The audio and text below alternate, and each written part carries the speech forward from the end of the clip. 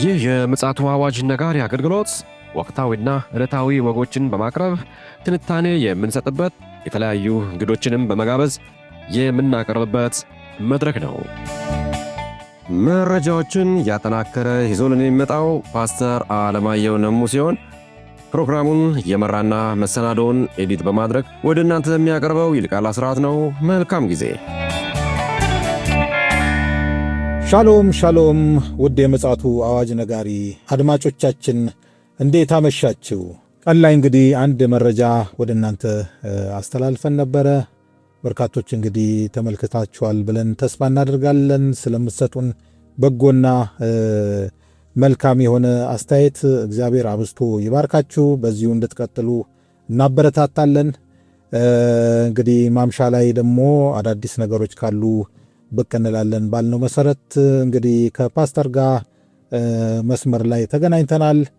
መልካም ጊዜ እንደሚኖረን ተስፋ እናደርጋለን። ይልቃል አስራት ነኝ ከምፅዓቱ አዋጅ ነጋሪ አገልግሎት።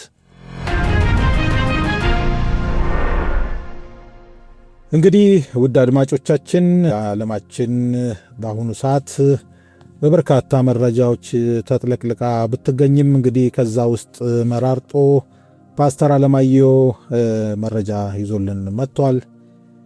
ምን ይሆን የሚለውን እኔም በጉጉት የምጠብቀው ነው። ከሱ ምንሰማው ይሆናል። መስመር ላይ አለ ፓስተር አለማየሁ። እንዴት አመሸ ፓስተር? ደህና ነው ወይ? እንደምን አመሸው? እንደሚልቃል ሰላም ነው ወይ?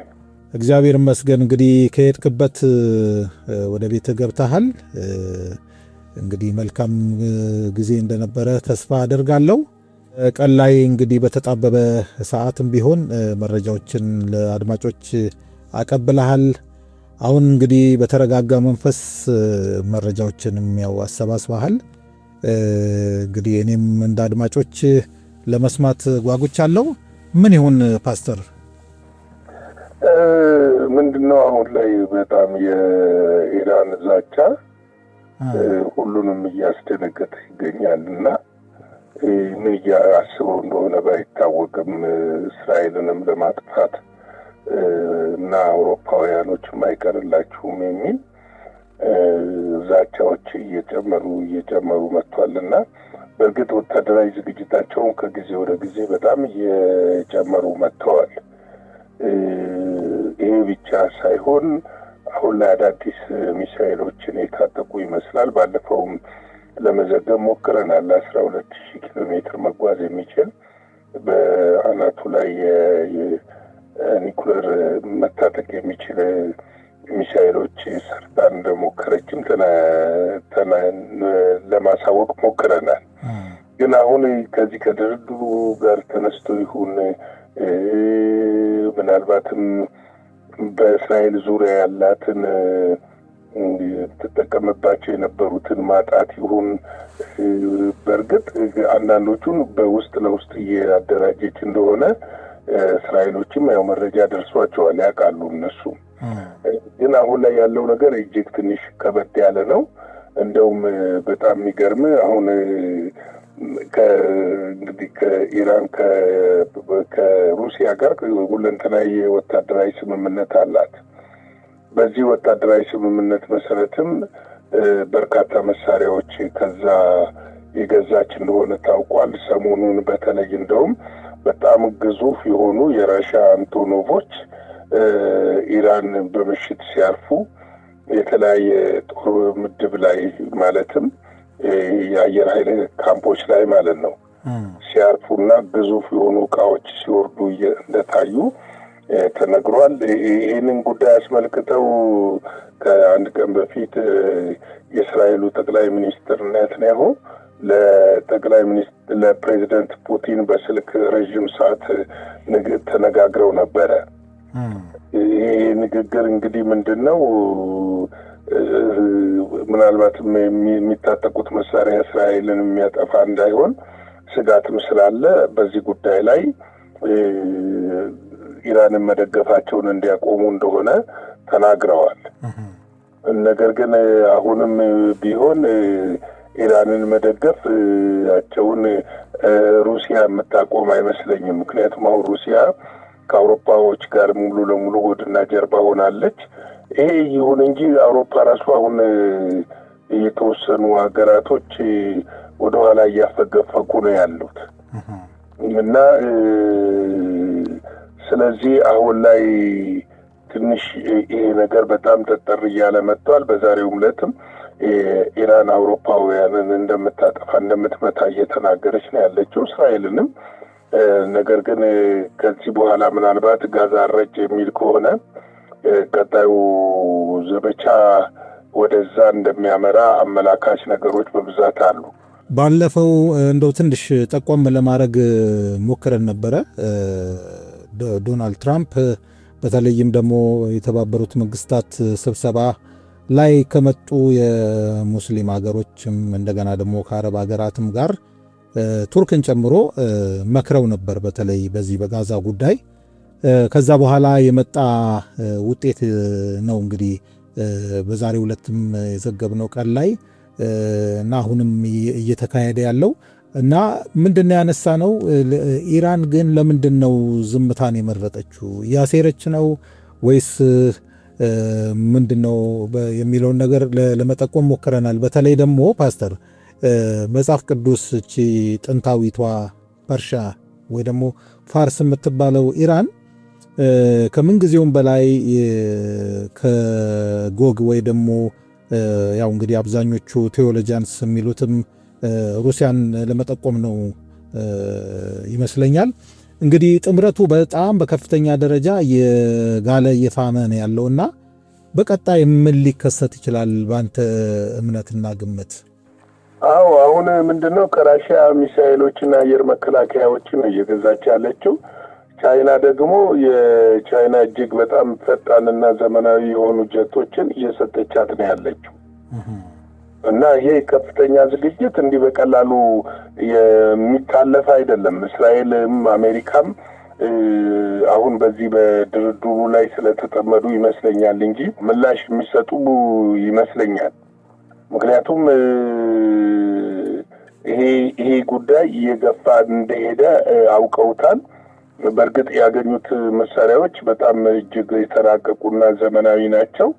የአየር ክልላቸውን ማስከበር የሚችሉበት ነው። ጀቶቹም እንደዛው እና ምናልባት እንግዲህ ቀጣዩ እንትን አሁን ብዙ ሰው የሚያስበው የዚህኛው ሲቆም በቃ ነገር ዓለሙ ሰላም የሚሆን ይመስላል እንጂ ውስጡን እየጋመ የመጣ ነገሮች አሉ።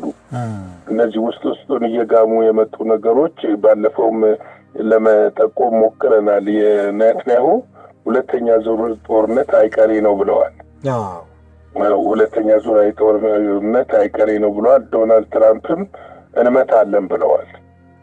እና አሁን እንግዲህ ይሄ ሁኔታ በእንደዚህ ብቻ አይደለም። አሁን ቀጥታ በዛሬው ዕለት ራሱ ድርድሩ ከተካሄደ ሰላሙን ካለ በኋላ ሀውቲ ሚሳኤሎችን ተኩሷል ወደ እስራኤል። ይሄ ምንድን ነው የምትለው?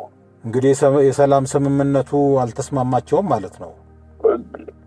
እሱ ነገር እስቲ በሂደት እንየው። እሺ አሁን በሂደት ብናየው ነው እኔ ደስ የሚለኝ። ምክንያቱም አንዳንድ ጊዜ ብዙ ጊዜ እኮ ነው የእስራኤልና ፍልስጤማውያን ይስማማሉ፣ እንደገና ጦርነት ውስጥ ይገባሉ፣ ይስማማሉ። ከዚህ በፊትም እኮ ከዚህ የበለጠ ጦርነት ውስጥ ገብተው ተስማምተዋል እኮ። እኔ ለማለት ያሰብኩት ፓስተር እንግዲህ ሐማስ ከተስማማ፣ ፍልስጤማውያን ደስታቸውን ከገለጹ ለምንድን ነው ሀውቲ ሚሳይል ሊተኩስ የፈለገው? ኢራንም እንደዚሁ እና ይሄ በጣም አጠያያቂ ነው። የኢራን እጅ አለበት። ምክንያቱም የፍልስጤም ነዋሪዎችን ምክንያት በማድረግ ይመስለኛል ጥቃትን ያደርሱ የነበረው።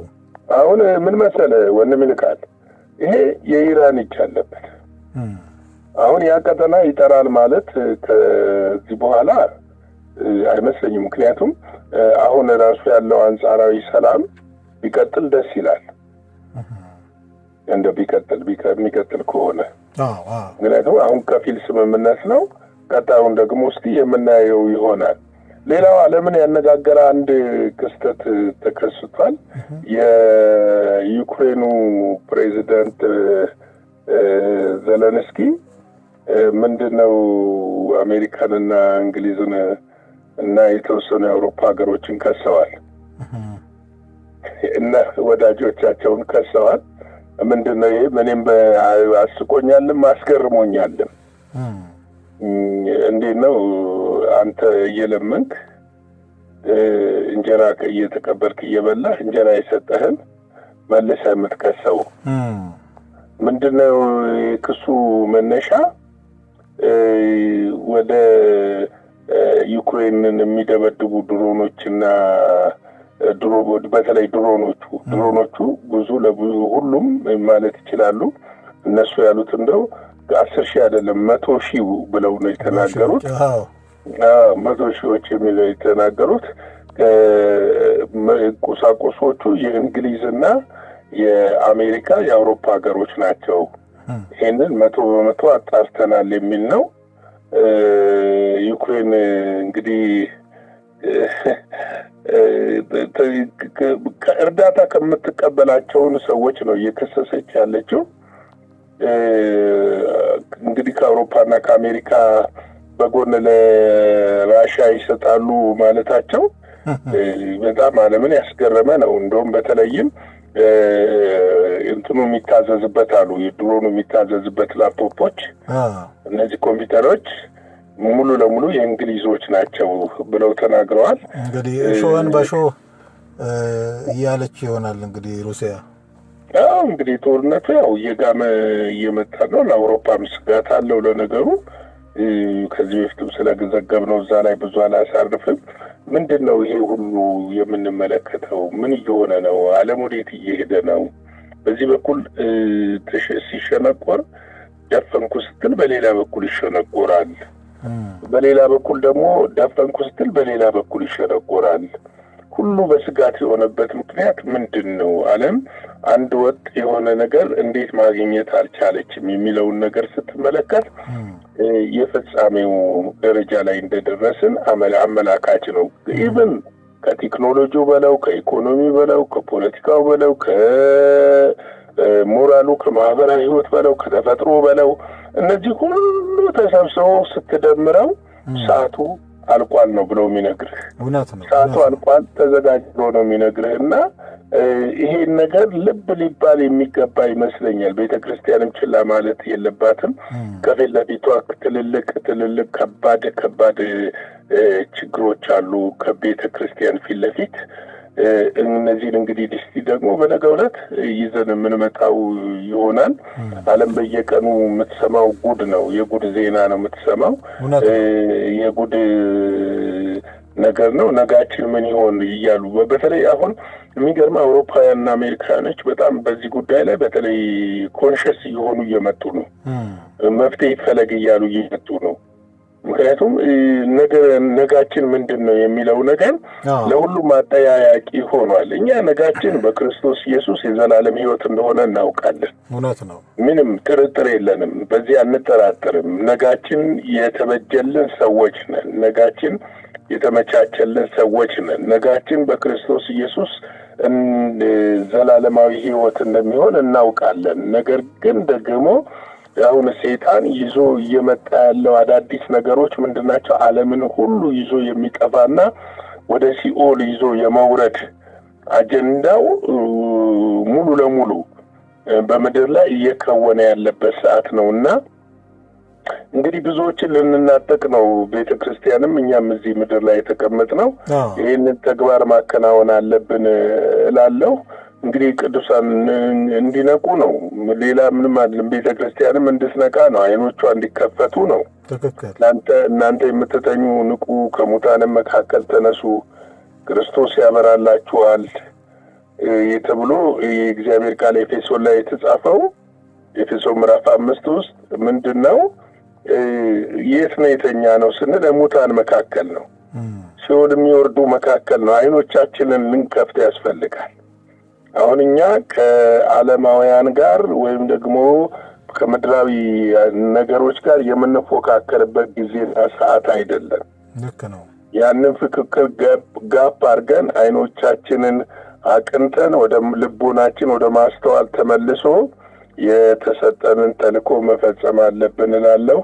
እንግዲህ ለምሽቱ ያለኝ ይህንን ነው። ነገ በቀንና በምሽት በተለያዩ ዜናዎች ላይ እንገናኛለን። የጌታ ጸጋና ሰላም ይብዛላችሁ። ሻሎም። እግዚአብሔር አብዝቶ ይባርክ ፓስተር። በጣም ወሳኝ የሆነ መረጃ ነው ያቀበልከን።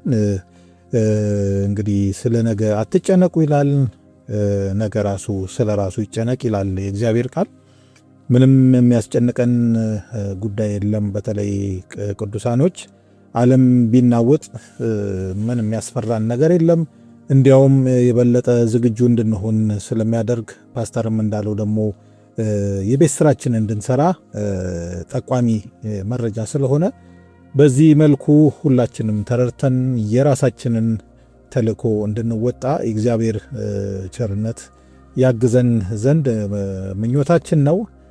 እንግዲህ ውድ አድማጮቻችን ለዛሬ ምሽት ይዘን የመጣነው መረጃ ይህንን የመሰለ ነው። እግዚአብሔር ፈቃዱ ከሆነ በነገው ዕለት ደግሞ አዳዲስ መረጃዎችን ይዘን ወደ እናንተ ምንመጣ ይሆናል። እስከዚያው ድረስ የእግዚአብሔር ምሕረት፣ ቸርነት፣ ጸጋ ከእያንዳንዳችን ጋር እንዲሆን እንመኛለን።